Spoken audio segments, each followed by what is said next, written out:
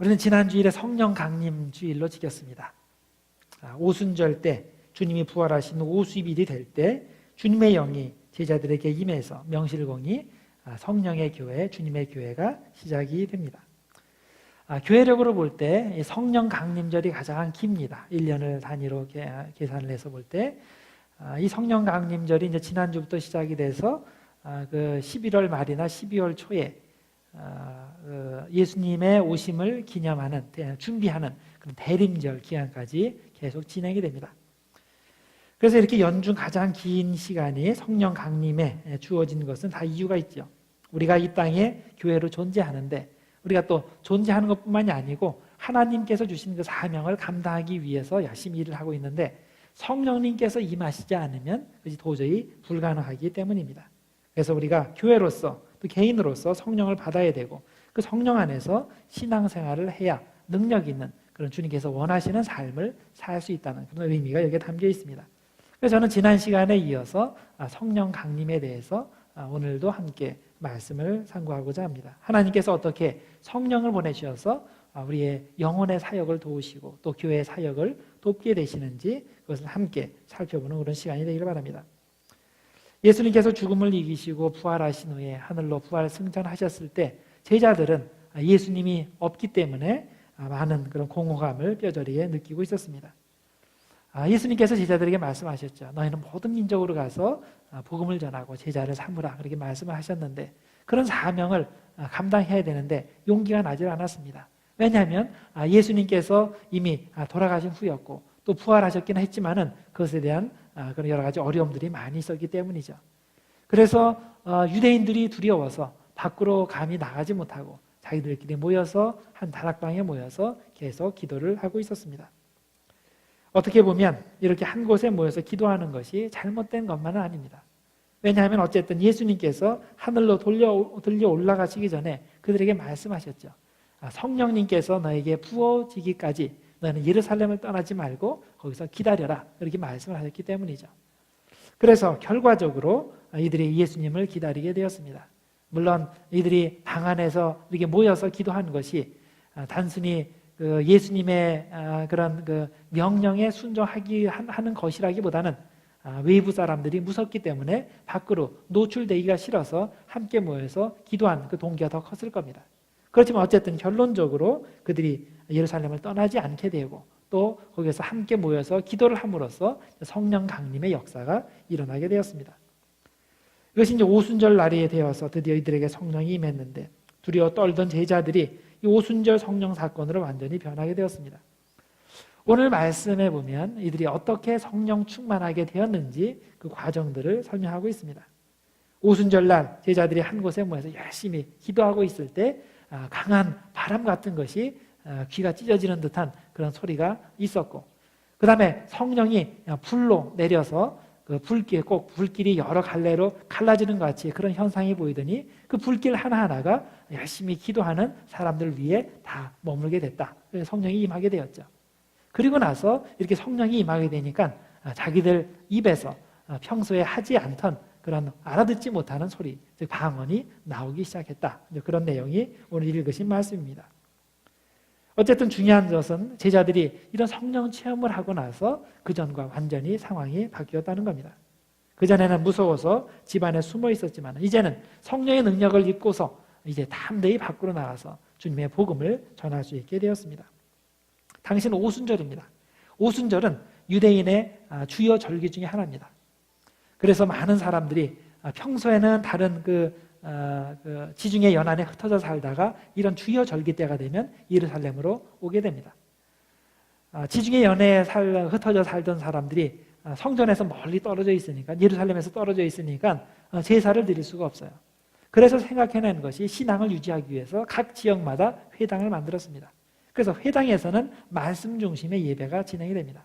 그래서 이렇게 말씀 중심의 예배를 드리다가 1년에 한 서너 번 정도 중요한 절기가 됐을 때 예루살렘으로 와서 그곳에서 동물 희생 제사를 드리게 됩니다. 그래서 그것을 위해서 이런 절기 때 사람들이 모이게 되는데 이 오순절이 그런 때입니다. 아주 수많은 사람들이 한꺼번에 모여든 때입니다. 제자들이 성령 충만 받은 때가 바로 이때인데 다 이유가 있는 거죠. 하나님의 뜻은 하나님께서 이스라엘 사람들이 다 모여들었을 때 그때 제자들에게 성령을 부어주셔서 그들로 하여금 사방에서 온 사람들에게 복음을 전하도록 하나님께서 이렇게 계획을 하신 것입니다. 제자들이 이렇게 수많은 사람들 앞에서 이제 소리질러 예수님의 고난과 부활을 증거하게 되는데 사람들은 어떤 반응을 보입니까? 그들이 대단히 놀랐죠. 자기들이 그 이방 각국에서 지금 왔는데 저 무식하다고 생각되는 그 제자들이 예수님에 대해서 설교를 하는데 자기들 외국어로 지금 설교를 퍼펙트하게 하는 겁니다. 그래서 사람들이 대단히 놀랐습니다. 아니 무식하다고 생각했는데 어떻게 제2 외국어를 그렇게 퍼펙트하게 구사할 수 있는지, 얼마나 그렇게 영감 있는 그런 설교를 할 수 있는지 대단히 놀랐습니다. 그런데 그보다 더 놀란 거는 설교를 하는데 자기 나라 언어, 한 언어만 들리는 것이 아니고 여러 지역에서 온 사람들이 각자 자기 나라 언어로 알아듣는 겁니다. 이것처럼 놀라운 그런 그 일이 어디에 있겠습니까? 이런 놀라운 사건을 목격한 어떤 사람들은 이제 제자들을 조롱합니다. 저 사람들이 알지 못하는 말을 짓거리는데 이게 대낮부터 술을 마셔서 그렇다. 그럴 때 제자들을 대동하고 베드로가 나서서 그것을 설명하죠. 우리가 술 취한 것이 아니다. 우리가 대낮인데 무슨 아침부터 이렇게 술을 먹냐. 우리가 이런 현상이 일어나는 것은 성령을 체험했기 때문이고 이 성령 받은 것은 이거는 지금 일어나게 되는 것이 하나님의 뜻이다. 그러고서 이미 요엘서에서 예언된 그런 말씀이 바로 이때에 이루어졌다고 얘기를 합니다. 그것이 요엘서 2장 28절 말씀입니다. 그 후에 내가 내 영을 만민에게 부어주리니 너희 자녀들이 장래일을 말할 것이며 너희 늙은이는 꿈을 꾸며 너희 젊은이는 이상을 볼 것이며 그때에 내가 또 내 영을 남종과 여종에게 부어줄 것이다. 내 영, 성령이죠. 성령을 말세에 주님께서 부어주시는데 그것이 바로 이때라는 겁니다. 그래서 이때가 하나님의 말씀을 받고 회개할 때고 이때가 돌이켜서 하나님께서 원하시는 그런 방향으로 살 때고 그래서 이때가 바로 성령 충만의 때라. 그것이 바로 우리에게 이루어지고 당신들에게도 이루어져야 됩니다. 이렇게 설교를 했던 것입니다. 그런데 이제 중요한 점은 그 교회 역사에서 볼 때 이 오순절의 역사가 실제적인 교회의 시작이라고 말할 수 있다는 점입니다. 왜냐하면 이때를 기점으로 교회가 이방인들을 포함한 보편성이 있는 교회로 변모했기 때문입니다. 보통 우리들이 생각할 때 예수님이 세우신 교회가 무엇일까라고 그럴 때 가장 초기의 모습을 떠올릴 때 12제자들을 생각할 거예요. 예수님께서 12제자를 모았으니까 예수님께서 목사가 되고 그 다음에 12명이 교인들이 되고 그래서 그것이 첫 번째 교회다. 그렇게 생각을 합니다. 그렇지만은 이 초기 형태의 교회와 오순절 사건이 있은 다음에 교회의 형태는 질적인 차이가 있습니다.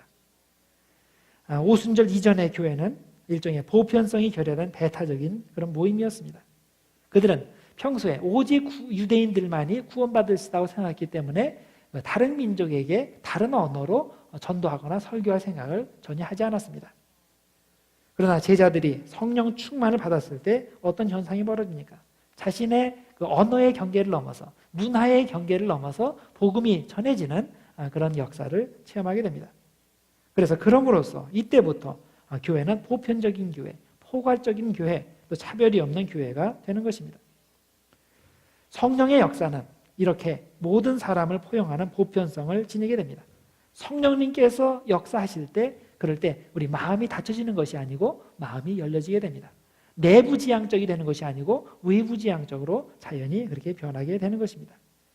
그래서 이것이 이제 보편성을 지닌 그런 현상으로 나타나게 되는데 이 성령 강림 사건에 나타난 성령의 세 가지 현상의 이 보편성의 성질이 잘 드러납니다. 그 세 가지가 무엇입니까? 첫 번째가 바람, 두 번째가 불, 세 번째가 방언입니다. 어떻게 이 세 가지가 그 교회의 보편성을 가리키게 되는지 함께 살펴보고자 합니다. 우선 첫 번째, 성령의 현상으로서의 바람부터 살펴보겠습니다. 제자들이 함께 열심히 모여서 기도를 하고 있을 때 그때 성령님께서 바람의 형태로 오셨습니다. 그래서 바람이 강하게 불고 그 귀가 찢어지는 듯한 그런 큰 바람 소리로 임하셨는데 그런데 흥미로운 점은 여기에서 바람으로 번역된 그리스 원어가 푸노에라는 단어라는 점입니다. 이 푸노에라는 단어는 보통 우리가 성령으로 얘기할 때 그 푸뉴마랑 어원이 같아요. 그래서 푸노에, 푸뉴마 같은 어원인데 이것이 바람, 숨, 영, 생기 등으로 번역이 됩니다. 그런데 이와 똑같은 단어가 어디 있는가 찾아보니까 창세기 2장 7절에 나옵니다. 하나님께서 흙으로 아담을 창조하시고 또 흙으로 빚으시고 그 다음에 그 코에 생기를 불어넣으셨죠. 생기를 불어넣으시니까 그때야 비로소 이 사람이 생명이 된지라, 살아있는 존재가 되었다고 말씀을 합니다. 그런데 여기에서 하나님께서 이 생기를 불어넣으셨다 그럴 때 그 생기가 바로 똑같은 단어입니다. 푼노에라는 그런 단어를 사용하셨습니다. 물론 이 푸노에라는 단어는 그리스어예요. 당연히 그 히브리어로 적힌 오리지널에는 있지가 않죠. 그렇지만은 유대인들이 그 헬라에 흩어져 사는 그 2세들을 위해서 이것을 그리스어로, 히브리어에서 그리스어로 번역을 했거든요. 그것을 70인역이라고 부릅니다. 그 70인역에 창세기 2장 7절에 똑같은 단어인 푸노에라는 그런 단어를 사용했습니다. 그래서 이렇게 볼 때 하나님께서 처음 아담을 만드실 때 아담의 코에 불어넣으신 바람, 생기, 그거랑 이 오순절 사건 때 주님께서 각 사람들에게 주신 바람 아니면 그 생명, 이것이 똑같은 단어 푸노에라는 겁니다. 결국 하나님께서 주신 그 영이 똑같다는 거죠. 그래서 모두 하나님의 기운, 성령의 바람을 불어넣어서 새로운 피조물, 창조물이 되게 하셨다는 겁니다. 그래서 이렇게 볼 때 오순절 성령 강림의 역사는 첫 번째 창조의 경우와 마찬가지로 사람을 살아있는 영으로 만드는 또 한 번의 창조, 두 번째 창조가 되는 것입니다. 여러분, 사람이 아무리 훌륭한 살과 뼈가 있다고 해서 그게 사람입니까? 살과 뼈만 있는 존재를 뭐라고 부르죠? 시체죠. 그렇죠? 아무리 뼈가 좋고 아무리 살이 좋아도 생명이 없으면 그 사람은 시체입니다. 우리는 영적으로도 이것을 생각해 볼 줄 알아야 됩니다. 우리가 아무리 완벽해도 내 마음 가운데, 내 영 가운데 하나님의 영이 없으면 나는 시체예요. 영적으로 시체입니다. 그래서 예수님의 제자들이 오순절 성령 체험을 하고 나서 어떻게 변하게 됩니까? 좀 과장해서 말하자면 영적으로 시체 상태에 있던 사람들이 이제는 살아있는, 살아 숨쉬는 그런 존재로 바뀌게 되는 것입니다. 성령 강림 이전에는 그들은 한마디로 말해서 외부 상태, 이 외부적인 그런 상황과는 완전히 동떨어진, 연결이 안 되는 죽은 존재나 마찬가지입니다. 세상 사람들은 이 제자들의 존재를 전혀 신경 쓰지 않습니다. 또 제자들도 밖으로 나가서 그 제자로서의 존재, 즉 예수 그리스도의 복음을 전하는 것에는 전혀 관심이 없는 겁니다. 서로에게 죽은 관계나 마찬가지입니다. 다른 말로 말하면 성령 강림 이전에 이들의 상태는 고립 상태입니다. 자기들끼리 편안하게 모여서 신앙생활하는 그런 닫힌 모임이 되는 겁니다. 그런 의미에서 이들의 모임은 아직 교회라고 부르기에 적합하지 않은 겁니다. 왜냐하면 교회라는 그런 그 에센스 중에 하나가 개방성이기 때문입니다. 그러나 그들이 성령의 바람, 즉 성령의 기운을 받았을 때 어떻게 됩니까? 새로운 창조물이 되고 살아있는 교회가 되었습니다. 이제부터는 자기들끼리 모이는 그런 닫힌 모임이 아니라 이제부터는 문을 열어서 세상을 향하는 그런 열린 모임이 되는 것입니다. 그래서 우리는 성령이 임할 때 우리가 개인이 언제나 개방적으로 되고 또 교회도 개방적으로 된다는 것을 명심할 필요가 있습니다. 둘째로 오순절 때 성령이 나타난 형태는 불을 통해서 했습니다. 불의 형태로 성령이 나타나는데 이것도 역시 그 교회의 개방성을 이야기합니다.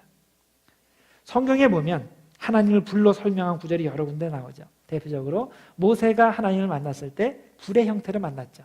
떨기나무 가운데 불로 임하시는 하나님을 만났어요. 또 엘리야가 하나님의 역사를 체험할 때도 불의 형태로 체험을 했죠. 그 바알 선지자들과 대결할 때 그때 하나님께서 제단 위에 불로 임하시고 그 불로 임하실 때 하나님의 역사를 체험하게 됩니다. 그리고 오늘 사도행전 2장에서 성령 강림이 이루어질 때 그리고 이 사람들의 삶이 변하게 될 때 역시 불을 경험했습니다. 불의 형태로 와서 이 사람들의 태도가 완전히 바뀌게 됩니다. 제자들이 성령의 불을 받았을 때 어떤 현상이 일어납니까? 그들 마음 가운데 갑자기 그 주체할 수 없는 기쁨이 넘쳐흐르게 되죠. 자기가 억제할 수 없는, 감당할 수 없는 담대함이 넘쳐나기 시작합니다. 그래서 이들이 즉시 밖으로 나가서 복음을 전해야 한다는 영적 답답함이 생기게 되었습니다. 마치 속에 불이 있어가지고 이것을 밖으로 꺼내지 않으면 내가 지금 다 죽을 것 같은 그런 답답함을 느끼게 되는 겁니다. 그래서 성령의 불을 받고 나니까 그냥 집에 앉아서 있을 수가 없었던 거죠. 마치 집에 불이 난 사람이 너무 뜨거워서 밖으로 뛰쳐나갈 수밖에 없는 것과 마찬가지로 이제는 성령의 불을 받고 나서 너무나 뜨거워서 밖으로 달려나갈 수밖에 없는 겁니다. 예레미야 20장 9절에 보면 이런 식으로 성령의 불을 받은 사람의 상태를 잘 설명해 주고 있습니다. 예레미야 20장 9절입니다. 내가 다시는 여호와를 선포하지 아니하며 그의 이름으로 말하지 아니하리라 하면 어떻게 된다고요? 나의 마음이 불붙는 것 같아서 골수에 사무치니 답답하여 견딜 수 없나이다.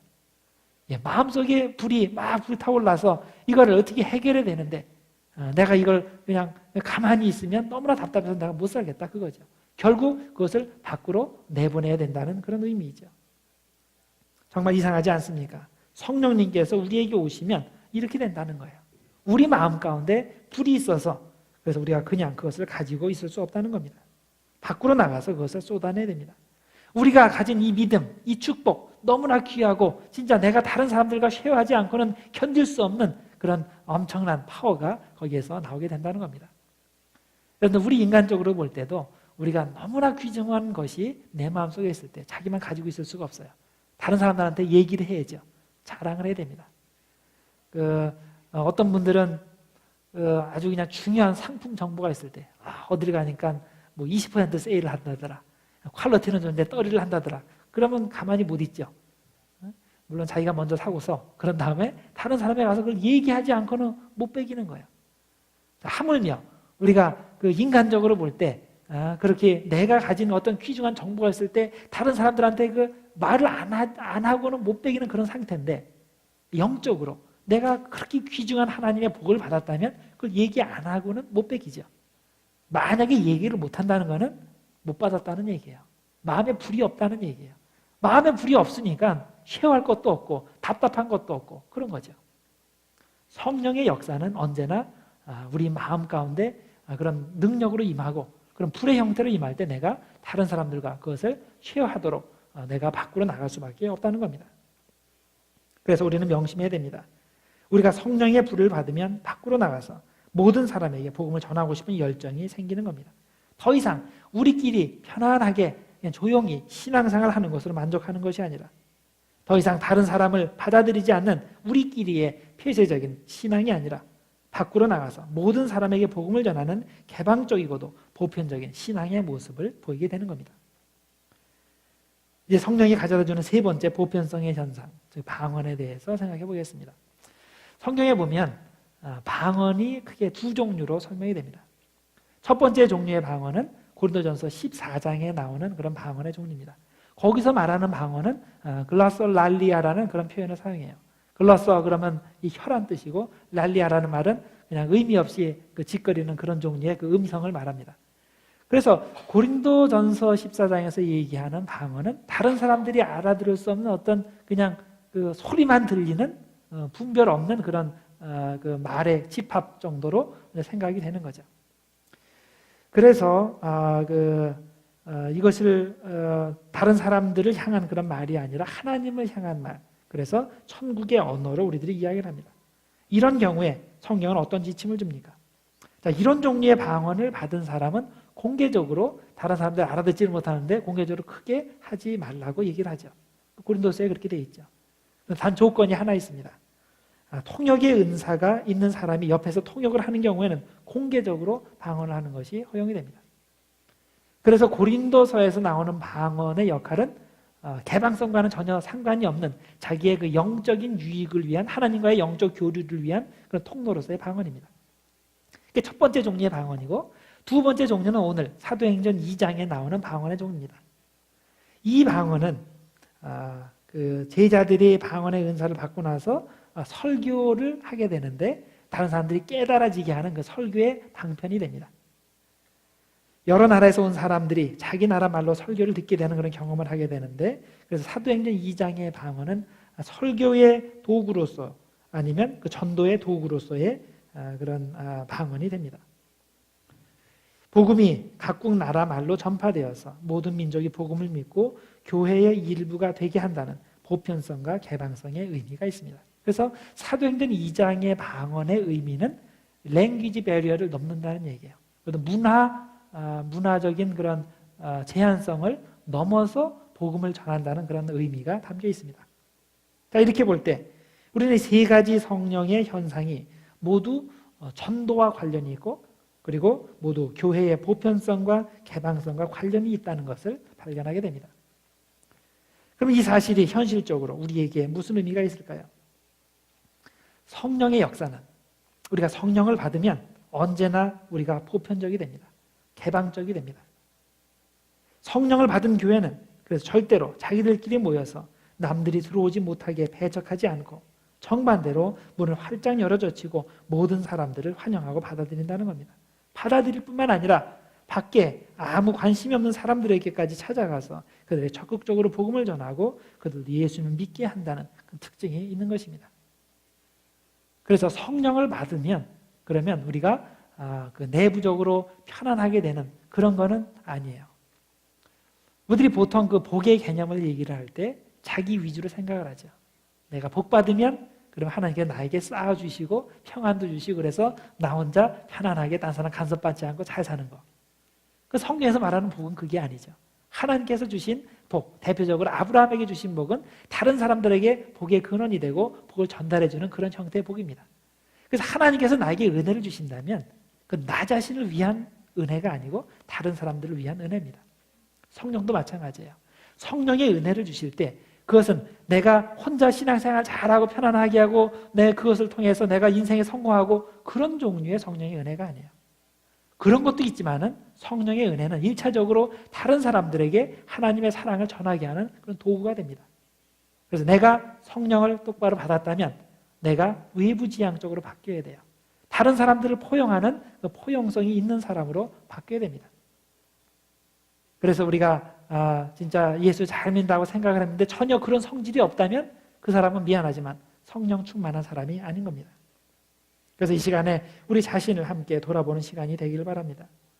자, 우리 자신은 또 우리 교회는 과연 성령이 임한 교회고 성령이 임한 개인입니까? 아니면 아직도 오순절 성령의 역사 이전에 머무는 상태에 있습니까? 이것을 아는 방법은 간단합니다. 초대교회를 보세요.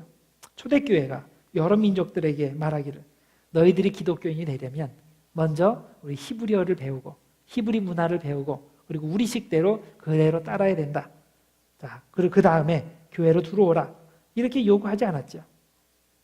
그렇지 않고 그들 자신이 먼저 밖으로 나가서 여러 민족의 언어로 설교할 수 있었던 것입니다. 물론 하나님께서 은혜를 주셨기 때문에 방언의 은혜를 주셨기 때문에 그렇게 랭귀지 배리어를 넘을 수 있는 거죠. 자, 과연 우리도 그렇게 하고 있는지를 잘 심각하게 생각해 봐야 됩니다. 여러분, 전도는 세상 사람들을 교회 안으로 끌어들이는 것이 아닙니다. 성경에서 말하는 전도는 정반대입니다. 성령 충만한 사람이 밖으로 나가서 예수님을 전하는 것이 전도인 것입니다. 우리는 여기에 가만히 앉아 있으면서 바깥 사람들 보고 제발로 여기에 찾아 들어와서 우리의 언어를 배우고 우리의 믿는 방식을 배우고 그래서 우리식으로 변하고 그리고 신앙생활을 하라. 그것이 아닙니다. 정반대로 우리가 밖으로 나가서 그들이 있는 곳에 가서 그들의 언어를 배우고 그들의 언어를 사용해서 예수 그리스도를 전해야 되는 것입니다. 이것이 바로 성령 충만한 사람이 하게 되는 겁니다. 코카콜라가 1920년대에 중국에 처음으로 들어갔습니다. 외국 상표니까 이걸 중국말로 바꾸어서 선전을 해야 됩니다. 그래서 그 의미는 따지지 않고 그 발음만 비슷하게 해가지고 그 코카콜라를 이제 사용하게 되는데 그 커커컨나라는 네 글자 한자를 사용했다고 합니다. 그런데 이 네 글자가 너무나 어려워서 보통 사람들은 잘 읽지도 못하는 그런 어려운 거를 그 문자를 만들었습니다. 그런데 이제 이 상표를 사용해서 마케팅을 했는데 이것이 완전히 실패로 돌아갔습니다. 나중에 뒤늦게 알고 보니까 이 글자가 어려운 것 플러스 그것에 더해서 이 커커컨나라는 한자의 뜻이 거리에서 난무하는 올챙이들 아니면 왁스 올챙이를 물어라 이런 뜻이었다는 겁니다. 그러니까 이 코카콜라를 선전해서 이거 마셔야 되는 사람들이 코카콜라를 마시면서 올챙이 생각을 하라는 거죠. 그러니까 이게 좋지가 않습니다. 그래서 이 사실을 늦게나마 발견하고 나서 코카콜라 본사에서 당시 영국에 유학하고 있는 사람에게 중국 사람들이 가장 좋아할 만한 그런 한자를 만들어 달라, 그렇게 부탁을 했습니다. 그래서 이 사람이 네 글자를 만들어 주었는데 그것이 가구가락, 한국말로 중국어로 코코코로라는 그런 말입니다. 뜻이 뭐냐면 입을 즐겁게 하다라는 말이에요. 그래서 지금 중국 코카콜라 선전하는 거 보면 가구가락이라고 돼 있어요. 그러니까 코카콜라를 마시면 입이 즐겁다, 그런 뜻이죠. 그러니까 그때부터 코카콜라가 팔리기 시작했다는 겁니다. 한번 생각해 보세요. 그 사이에 코카콜라 맛이 변했을까요? 변하지 않죠. 요전에 그 신문을 보니까 코카콜라 시크릿을 판다고 경매에 붙이고 그렇다는 거 그렇게 얘기를 하는데, 그 맛이 변하지 않아요. 옛날이나 지금까지 변하지 않았는데, 그것이 어떻게 사람들에게 다가가느냐, 어떻게 이해되느냐에 따라서 완전히 다른 의미가 되는 겁니다. 혹시 우리 교회도 이런 종류의 메시지를 밖으로 내보내고 있지는 않는지 우리도 생각해 봐야 됩니다. 우리가 가진 것, 이 예수님이라는 우리 제품이 너무나 완벽하고 너무나 맛있는데도 밖에 있는 사람들에게는 전혀 다른 의미로 다가가고 있지는 않습니까? 여러분, 오순절 때 성령이 제자들 위에 임했을 때 그들은 세상 사람들이 이해할 수 있는 언어를 사용했다는 사실이 중요합니다. 바라기는 성령님께서 우리 산타클라라 교회에도 임하셔서 나 자신의 언어를 고집하는 것이 아니라 모든 사람들이 이해할 수 있는 언어를 배우고 사용하고, 또 가만히 앉아서 밖에 있는 사람들이 들어오기를 기대하는 것이 아니라 내가 밖으로 나가서 복음을 전하고, 또 우리 자신을 폐쇄적으로 만드는 것이 아니라 미래를 향한 개방적이고도 보편적인 그런 자신을 만들어서 우리 교회가 모든 사람들에게 다가가는, 모든 사람들을 위한 그런 교회가 되기를 원합니다. 성령이 살아 움직이는 교회가 되기를 바랍니다.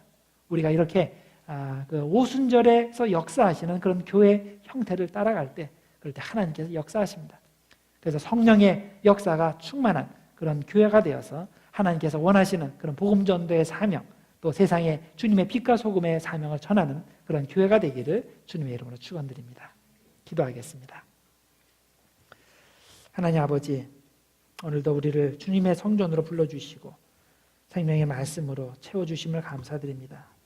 우리가 자신을 돌아볼 때 때로는 아무 열정도 없고 희망도 없는 것을 발견하게 됩니다. 그러나 주님의 성령이 우리에게 임하시면 우리가 살아있는 영이 되는 것 또한 알고 있습니다. 주님, 이 시간 우리에게 임하셔서 우리의 영을 살려주시고 우리의 삶을 살려주시길 원합니다.